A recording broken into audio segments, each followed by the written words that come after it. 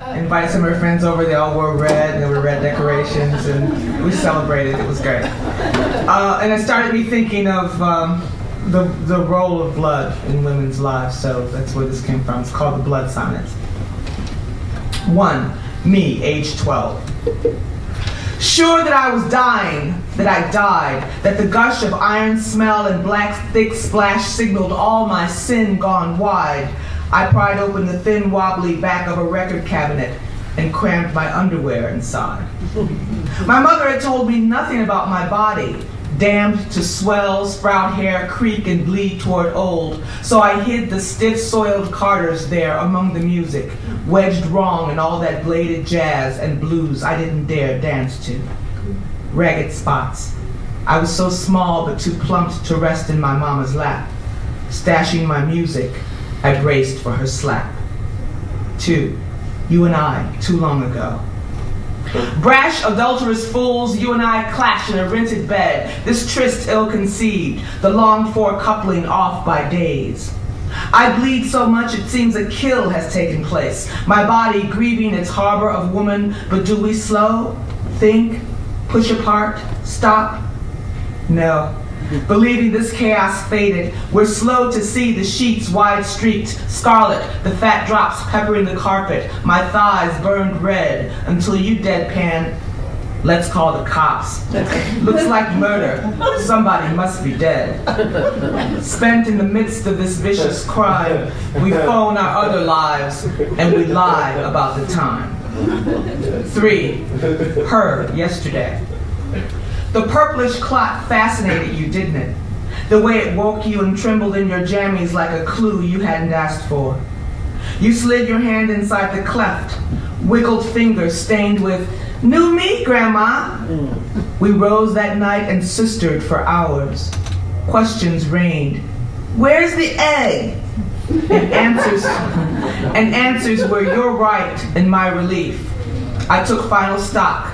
Age 11, size 10 feet, my height. Oh God, my girl, my woman, the shock of sweet you lurching forward just might kill me. Let's ignore the creeping sands. Let's laugh and clasp each other's bloody hands.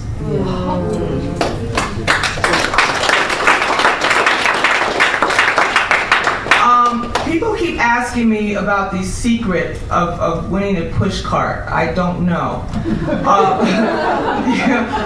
They said, how did you write the poem? What did you do? And how long did it take?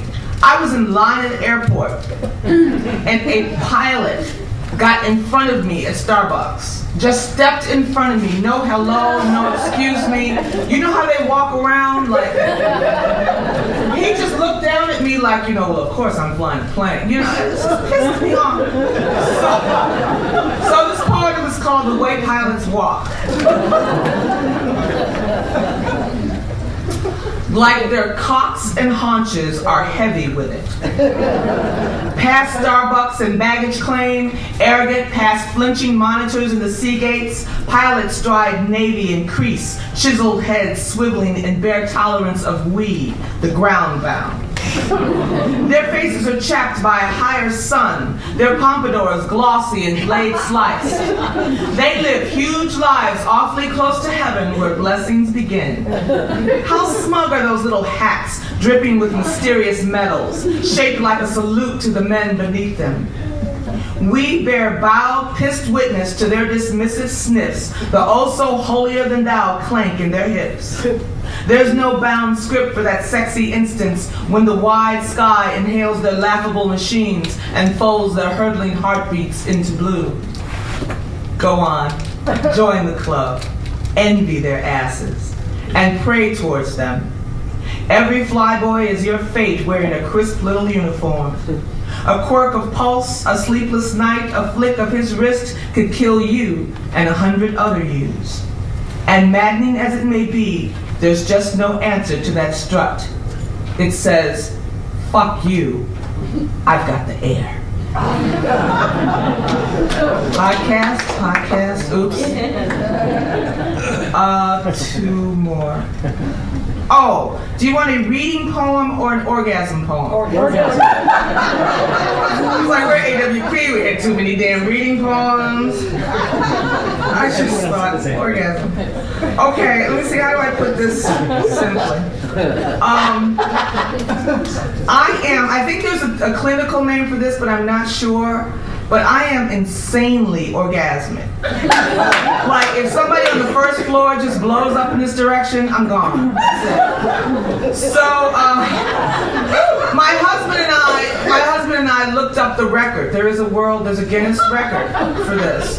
So that's in the poem. Anyway, this is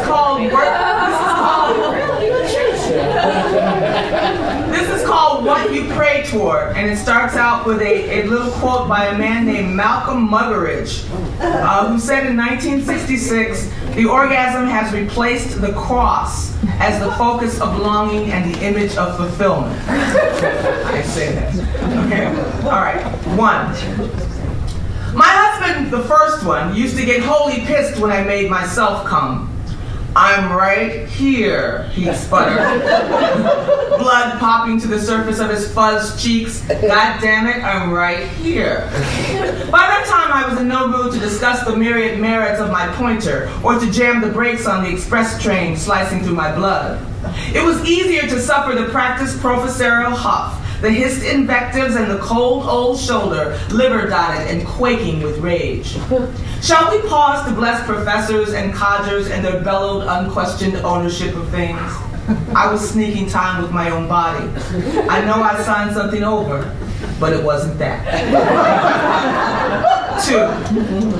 No matter how I angle this history, it's weird. So let's just say Bringing Up Baby was on the telly, and suddenly my lips pressing against the couch cushions felt spectacular, and I thought, wow, this is strange. What the hell? I'm 30 years old. Am I dying down there? Is this the feel? Does this go to heaven first? Ooh, snapped river. Ooh, shimmy. I never had it, never knew. Oh, I clambered and lurched beneath my little succession of boys. I cried, writhed, hissed, ooh wee, suffered their flat lapping and machine gun diddling. Their insistent, come on girl, come on now, come on, until I memorized the blueprint for drawing blood from their shoulders, until there was nothing left but the self-satisfied liquidy snore of he who has rocked she, he who has made she weep with script. But this, oh Carrie G. Catherine, hallelujah baby, the fur do fly, all gush and kaboom on the wind. 3. Don't hate me because I'm multiple.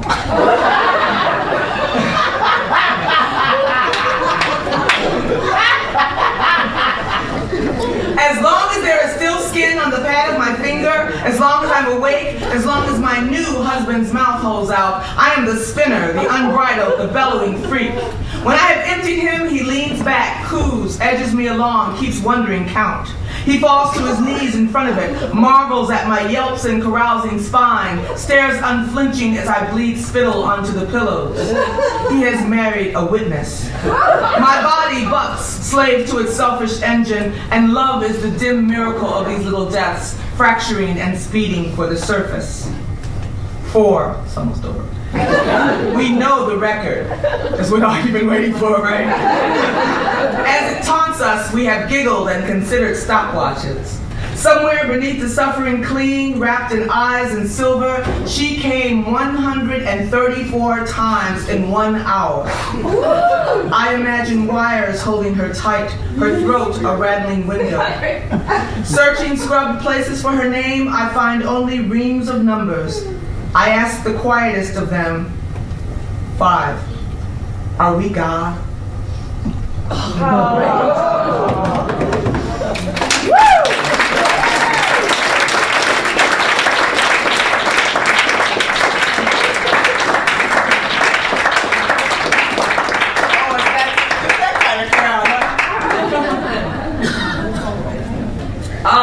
I'm working on a new manuscript. My mother told me recently about a huge fight she and my father had. My father's been dead for over 20 years, but she told me about this huge fight they had about naming me. Now my name is Patricia Ann, which is a nice, solid, church-going, Aliceville, Alabama mama naming name. My father wanted to name me Jimmy Savannah. I wanted to beat my mother. I said, what? It would have been so great great. So I've got these autobiographical poems and stuff that I'm gathering, and so the title of the new manuscript is Jimmy Savannah. Yeah. So that's where this comes from. It's the last poem. I'm Tom Lux.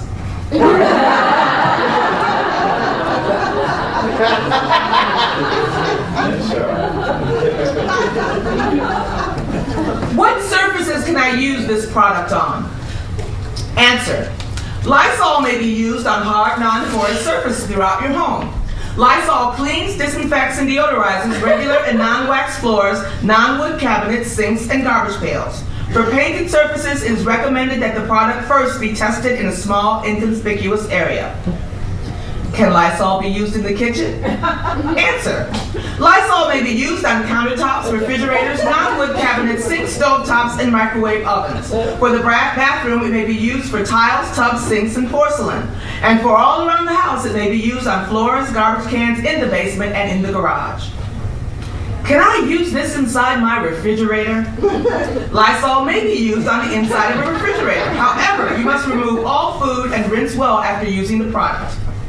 Can I use this to kill mold and mildew?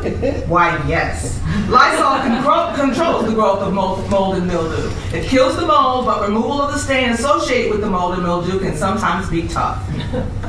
Can I use this to scrub the uncontrollable black from the surface of my daughter, to make her less Negro and somehow less embarrassing to me? She's like the hour after midnight, that child is. Yes.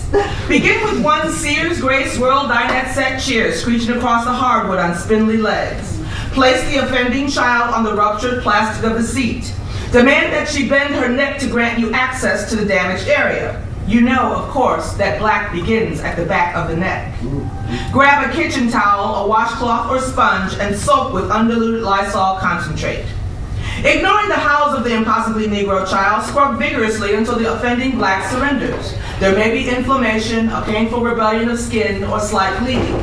This is simply the first step to righteousness. The child must be punished for her lack of silky tresses, her broad, sinful nose, that dark Negroid blanket she wears. Layers of her must disappear.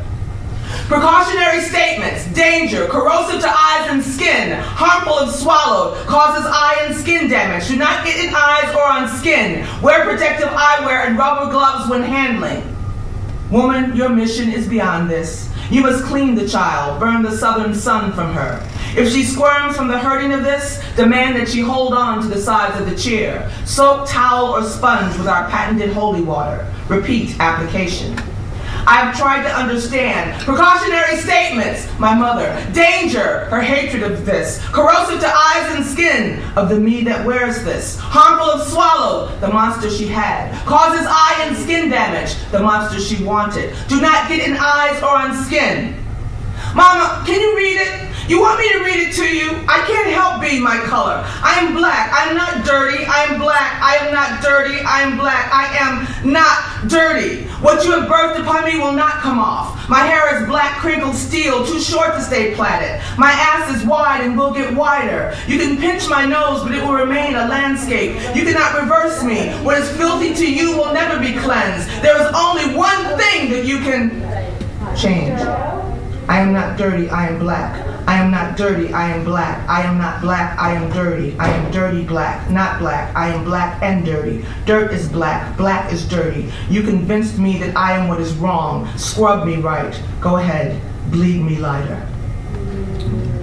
What is the difference between disinfection and sanitation?